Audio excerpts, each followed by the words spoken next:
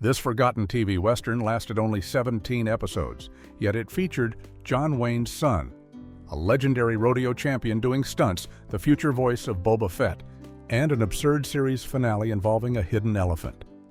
From Hollywood nepotism to bizarre casting choices and battles with Red Skelton's ratings juggernaut, The Rounders was doomed from the start, yet left behind some truly strange stories.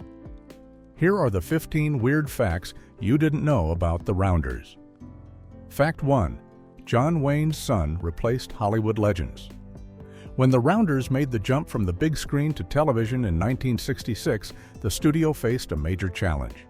The 1965 film had starred two of Hollywood's biggest names, Glenn Ford and Henry Fonda, playing a pair of down-on-their-luck cowboys who could never seem to get ahead. These were A-list actors with decades of experience and undeniable chemistry on screen. But when MGM Television decided to turn the movie into a weekly sitcom, Ford and Fonda were nowhere to be found. Instead, the network cast Patrick Wayne, the second son of legendary Western star John Wayne, to play Howdy Lewis, the role originally brought to life by Henry Fonda. Alongside him was Ron Hayes, a television veteran who took over Glenn Ford's part as Ben Jones. Patrick Wayne was only 27 years old at the time and had spent most of his career appearing in supporting roles in his father's films, including The Searchers, The Alamo, and Donovan's Reef. This was one of his first leading roles on his own. Ron Hayes, though less famous than his film predecessors, was an experienced television actor who had starred in the syndicated series The Everglades just a few years earlier. While both actors were capable performers, they simply couldn't replicate the star power and comedic timing that Ford and Fonda had brought to the original movie. Critics and audiences noticed the difference immediately, and many reviews mentioned that the TV series felt like a pale imitation of the film, lacking the warmth and charm that made the movie work. Fact 2. Only one actor survived the transition. When Hollywood adaptations move from film to television, it's rare for any of the original cast members to make the journey with the project, but The Rounders had one notable exception. Chill Wills, the gravel-voiced character actor from Texas, was the only performer to reprise his role from the 1965 movie when the TV series launched in 1966. Wills played Jim Ed Love, the wealthy and cunning ranch owner who constantly manipulated the two cowboy protagonists into bad deals, always managing to come out ahead while they ended up broke. In the film, Wills delivered a memorable performance as the penny-pinching boss who sweet-talked Glenn Ford and Henry Fonda into accepting a wild, unrideable horse as part of their payment. His portrayal was so effective that when MGM Television greenlit the series, they insisted on bringing him back. Wills had already established himself as a Western film staple, having appeared in dozens of cowboy pictures since the 1930s, and his distinctive voice and folksy demeanor made him perfect for the role of the scheming rancher. According to later reviews, Wills was often cited as the best part of the TV series, with critics noting that while the new leads couldn't match Ford and Fonda, Wills remained hilarious in his return performance. His presence provided continuity between the two versions and gave longtime fans of the film at least one familiar face to watch each week, even if the show itself never quite captured the magic of its big-screen predecessor. Fact 3. Rodeo legend performed his own stunts. The Rounders didn't just cast actors who could pretend to be cowboys, it brought in one of the greatest rodeo champions in American history. Casey Tibbs, a South Dakota native who had dominated the Professional Rodeo Cowboys Association during the 1950s, appeared in multiple episodes of the series performing stunts and playing various small roles. Tibbs wasn't just any rodeo performer. He had won 6 World Saddle Bronc Riding Championships between 1949 and 1959, plus 2 all-around cowboy titles and 1 bareback riding championship. At age 19, he became the youngest man ever to win the National Saddle Bronc Riding Crown, a record that still stands today. He was so famous in rodeo circles that Life magazine put him on its cover in 1951. By the mid-1960s, Tibbs had transitioned into Hollywood stunt work and acting, lending authenticity to Western productions with his real cowboy skills. On The Rounders, he played characters named Folliot, Buck, and Third Posseman, across at least 3 episodes, including the episode titled For Alarm Wing Ding. Unlike typical Hollywood stunt performers who learned their craft on movie sets, Tibbs brought genuine rodeo expertise, having suffered 44 broken bones during his competitive career. His presence on the show added a layer of credibility to the horse riding and ranch scenes that few other Western TV series could match, since he had actually lived the cowboy lifestyle rather than just playing it on screen. Fact 4. The voice of Boba Fett was here. Long before he became known to Star Wars fans as the menacing voice of one of the galaxy's most feared bounty hunters, Jason Wingreen was just another working television actor trying to make a living in Hollywood. On The Rounders, Wingreen played Shorty Dawes, a recurring character who appeared in several episodes during the show's brief run in 1966 and 67. At the time, it was just another job for the Brooklyn-born actor who had been working steadily in television since the 1950s. But 14 years later, in 1980, Wingreen landed a role that would define his legacy, even though audiences wouldn't know about it for decades. He was hired to provide the voice for Boba Fett in The Empire Strikes Back, the mysterious armored bounty hunter who captures Han Solo. Wingreen recorded his lines in a single session, delivering just a few pieces of dialogue, but his cold, threatening vocal performance helped make Boba Fett an instant fan favorite, despite minimal screen time. What made this especially strange was that Wingreen went completely uncredited for the role, and it didn't become public knowledge that he had voiced the character until the year 2000, when a Star Wars magazine finally revealed the truth. By then, Wingreen was best known for playing Harry the bartender on All in the Family and its spin-off Archie Bunker's Place. When the Star Wars prequels were released, his original voice work was replaced in the DVD editions by Temuera Morrison, but fans of the original theatrical versions still remember Wingreen's distinctive performance from The Rounders all the way to a galaxy far, far away. Fact 5. An environmental activist led the cast. Ron Hayes wasn't your typical Hollywood leading man, and his interests extended far beyond the television sound stages where he worked. While he was starring as Ben Jones on The Rounders during 1966 and 67, Hayes was already deeply involved in the environmental movement that would define the next decade.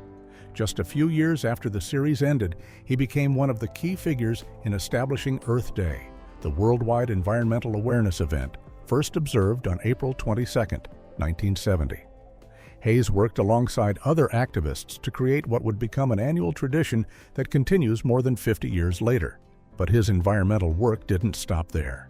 He was an active member of the Sierra Club, one of America's oldest and most influential environmental organizations, and he went on to found his own ecological interest group called Wilderness World, which focused on river conservation and outdoor education. Hayes even started a river guiding company in Altaville, California, using his platform and resources to promote wilderness preservation and environmental awareness. This commitment to environmentalism was unusual for a working television actor in the 1960s, a time when Hollywood stars rarely involved themselves in political or environmental causes. Hayes had graduated from Stanford University in 1952 with a degree in foreign relations and served as a United States Marine during the Korean War before pursuing acting, giving him a broader worldview than many of his peers.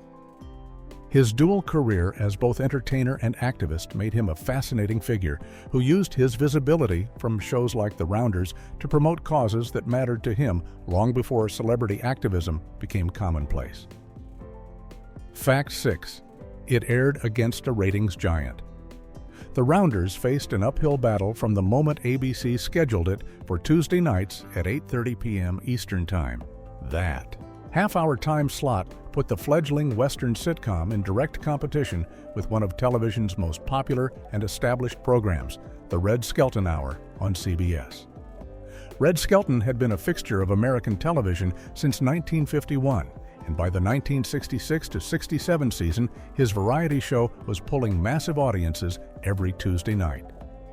The Red Skelton Hour wasn't just popular, it was the second highest rated show on all of television that season, trailing only the juggernaut Bonanza. Going up against Skelton was essentially a death sentence for any competing program, especially a brand new show with unproven stars like Patrick Wayne and Ron Hayes.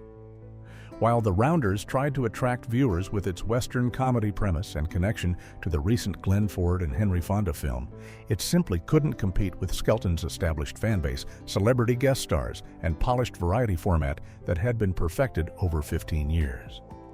ABC had also scheduled The Rounders to follow Combat, which was in its final season and losing viewers, meaning The Rounders didn't even have a strong lead-in show to help boost its audience. The time slot competition wasn't the only factor in the show's cancellation after just 17 episodes, but it certainly didn't help. Network executives at the time were notorious for placing new shows in impossible time slots against ratings juggernauts, essentially setting them up to fail. And The Rounders became another casualty of this scheduling strategy. Fact 7. Only 17 episodes in 4 months. The Rounders had one of the shortest runs in television history, lasting barely long enough to establish itself before disappearing from the airwaves. The series premiered on September 6, 1966, and aired its final episode on January 3, 1967. That's a total of just under 4 months on the air. MGM, Television, and ABC produced exactly 17 episodes, though some sources mistakenly list 18 episodes due to confusion about how different databases count the series finale. The show aired every Tuesday night at 8:30, but there was at least 1 week where it was preempted for election coverage on November 8, 1966, interrupting the already brief run. By early January, ABC had seen enough. The ratings weren't strong enough to justify renewal, especially competing against the Red Skelton Hour, and the network pulled the plug immediately after the bizarre elephant-themed finale aired. What makes this cancellation particularly interesting is how quickly it happened. Many television series in the 1960s were given more time to find an audience, sometimes lasting a full season or even getting a second chance the following year. But The Rounders was gone in the blink of an eye, barely making it through the fall season and into the new year. For the cast and crew who had worked on the show, it must have been a jarring experience to go from production to cancellation in such a short window. The show's failure to capture an audience effectively ended any hopes of The Rounders becoming a franchise property for MGM. Fact 8. Director broke his toes on film set. The troubles with The Rounders actually began during production of the original 1965 film, long before the TV series was even conceived. Director Burt Kennedy, who had written and directed the movie starring Glenn Ford and Henry Fonda, suffered a painful onset injury that became part of Hollywood lore. On May 8, 1964, while filming was underway in Sedona, Arizona, Kennedy was kicked in the foot by the horse playing Old Fooler, the stubborn, unrideable roan horse that serves as a comedic antagonist throughout the story. The kick was severe enough to break 2 of Kennedy's toes, forcing the director to continue working while injured.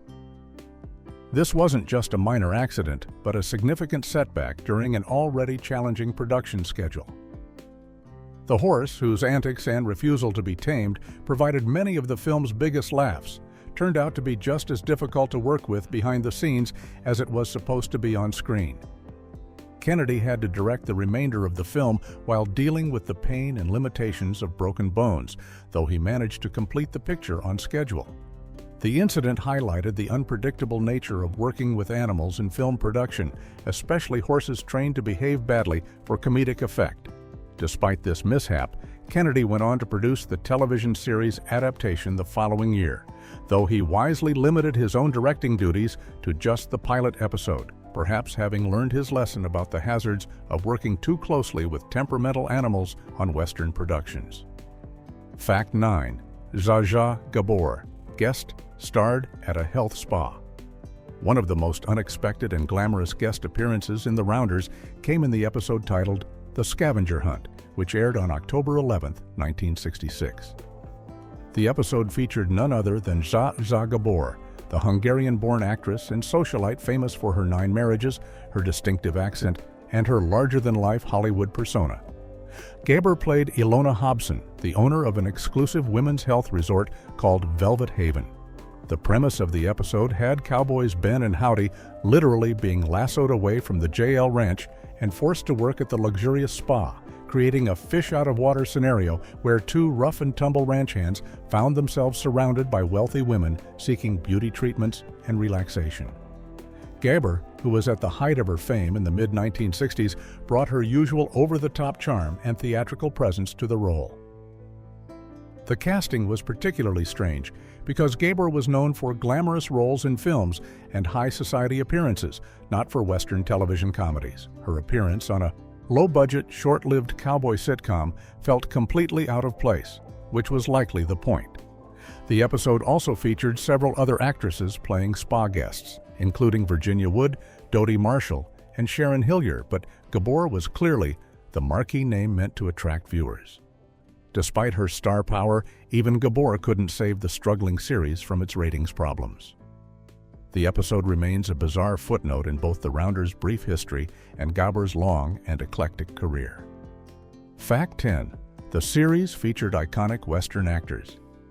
The Rounders may have been a short-lived series, but it managed to attract an impressive roster of guest stars who were legends of Western television and film. Jay Silverheels, forever known to audiences as Tonto from The Lone Ranger, appeared in the episode Don't Buffalo Me, playing a character named John Tallgrass. Silverheels had been one of the most recognizable Native American actors in Hollywood history, and his presence brought instant credibility to any Western production. Andy Devine, the raspy-voiced character actor who had appeared in hundreds of Westerns dating back to the silent film era, guest starred in the episode Horse of a Different Cutter, playing Honest John Denton. Harry Carey Jr., son of silent film star Harry Carey and a member of director John Ford's legendary stock company, appeared in the series premiere titled A Horse on Jim Ed Love. Strother Martin, who would later become famous for his role in Cool Hand Luke, where he delivered the line, "What we've got here is failure to communicate," appeared in multiple episodes as Cousin Fletch. The show also featured John Smith, who had previously played Slim Sherman on NBC's Laramie, and James Brown, who had been the lieutenant on The Adventures of Rin Tin Tin. This collection of Western television royalty gave the Rounders a level of authenticity and nostalgia that the show desperately needed. These weren't just actors playing cowboys, they were the cowboys that an entire generation had grown up watching on television every week. Fact 11. Location changed from Arizona to Texas. When the Rounders made the transition from film to television, the producers made a curious geographical decision that changed the entire setting of the story. The original 1965 movie was set in and around Sedona, Arizona, where director Burt Kennedy had filmed on location using the area's stunning red rock formations and high desert landscape as a backdrop. The movie's Arizona setting was integral to its visual identity, with the rugged terrain and distinctive scenery playing almost like another character in the film. But when MGM Television adapted the property for the small screen, they relocated the entire story to Texas, placing the action on the fictional JL Ranch in the Lone Star State. This wasn't just a minor detail, it was a complete reimagining of where these modern-day cowboys lived and worked. The reasons for this change, likely, had to do with production logistics and cost considerations. Filming a weekly television series on location in Arizona would have been expensive and impractical in 1966, when most TV shows were produced on studio backlots in Los Angeles. By setting the show in Texas, the producers could film everything at MGM's facilities in Culver City, California, using standing Western sets that could pass for anywhere. The choice also made sense from a casting perspective, since they had brought back Chill Wills, who was a native Texan and brought authentic Texas flavor to his portrayal of rancher Jim Ed Love. Despite this change, the show maintained the same basic premise of two cowboys constantly getting the short end of the stick from their employer, even if the landscape outside looked nothing like Arizona. Fact 12, a real buffalo hunt episode. Among the many bizarre episodes of The Rounders, one of the most unusual was titled Don't Buffalo Me, which aired on October 4, 1966. The plot centered on cowboys Ben and Howdy being tasked with capturing a live buffalo for their boss, Jim Ed Love. This wasn't a simple assignment. The episode's premise required the two protagonists to somehow find, corral, and transport a massive American bison, an animal that can weigh up to 2,000 pounds and is notoriously difficult to handle.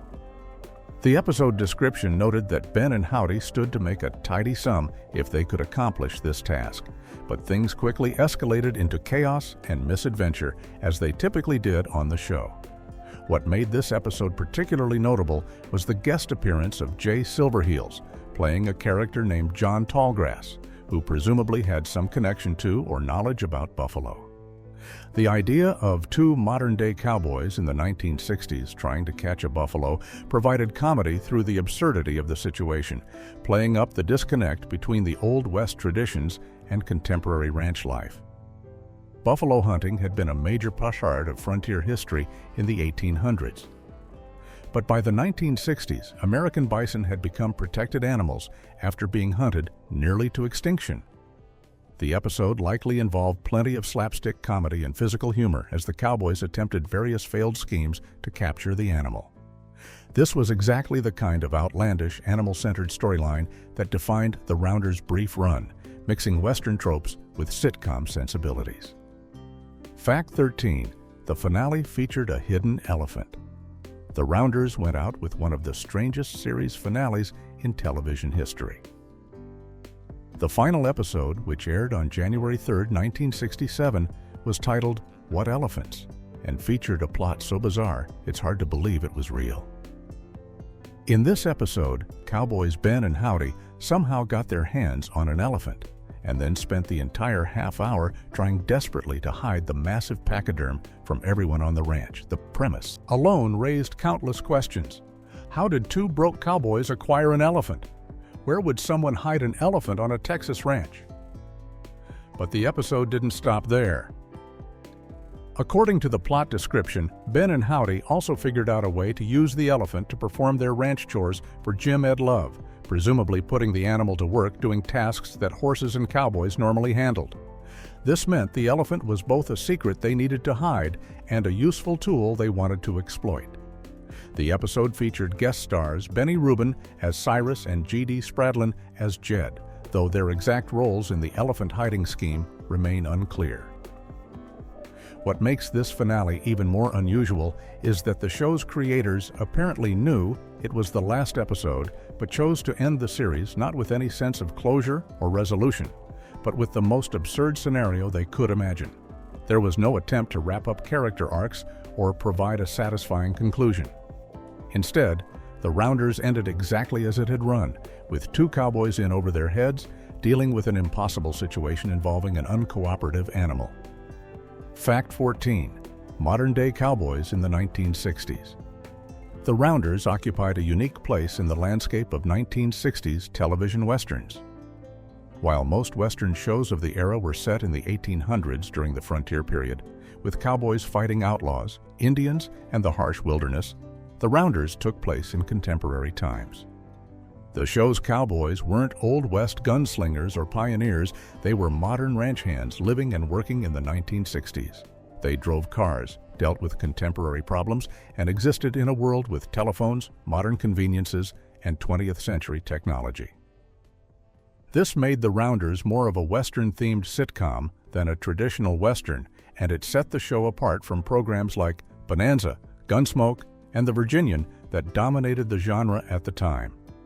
The concept came directly from the 1965 film, which had also been set in modern times and used that anachronistic quality as part of its humor. The idea was to show that the cowboy lifestyle hadn't completely disappeared. It had just evolved. And these modern cowboys were still dealing with ornery horses, difficult bosses, and the challenge of making a living on the ranch. This contemporary setting allowed the show to incorporate modern elements into Western tropes, creating situations where traditional cowboy skills clashed with 1960s sensibilities. However, this unusual approach may have also confused audiences who tuned in expecting a traditional Western and instead found something that didn't quite fit into any established category. It was too Western to be a regular sitcom, but too modern to satisfy Western fans. Fact 15. Burt Kennedy directed only the pilot. Burt Kennedy had every reason to be heavily involved in the Rounders television series. He had written and directed the 1965 film that inspired the show, adapting it from Max Evans's novel. He was listed as the producer of the TV series, giving him significant creative control over the project. Yet despite all this involvement, Kennedy only directed a single episode, the pilot titled A Horse on Jim Ed Love, which aired on September 6, 1966. After that premiere episode, Kennedy stepped back from the director's chair and turned those duties over to other directors for the remaining 16 episodes. Hollingsworth Morris ended up directing 8 episodes, making him the series' most prolific director. Alexander Singer directed 4 episodes, Tom Grise handled 2, and Alan Reisner directed 2. This was an unusual arrangement, especially considering Kennedy's intimate knowledge of the source material and his success with the film version. Several factors may have contributed to this decision. Kennedy's experience getting kicked by a horse during the film production and breaking 2 toes might have made him wary of spending too much time on set with unpredictable animals. Additionally, Kennedy was a film director at heart, and the grueling pace of television production, with its tight schedules and limited budgets, may not have appealed to him for an entire series. By serving as producer while limiting his directing to just the pilot, Kennedy could maintain creative oversight without the day-to-day demands of directing every episode. This arrangement was common in television, where showrunners often directed pilots to establish tone and style before handing off to other directors.